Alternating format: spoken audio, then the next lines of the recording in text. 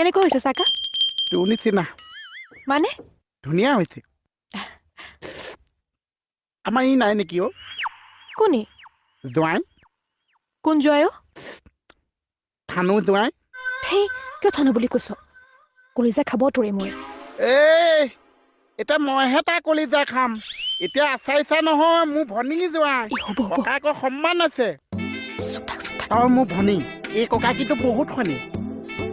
মই চাই আছো দুইটাক হা যিদিনাখন তহঁতক ধৰিম বাঘে ধৰা দি ধৰিম আকৌ যা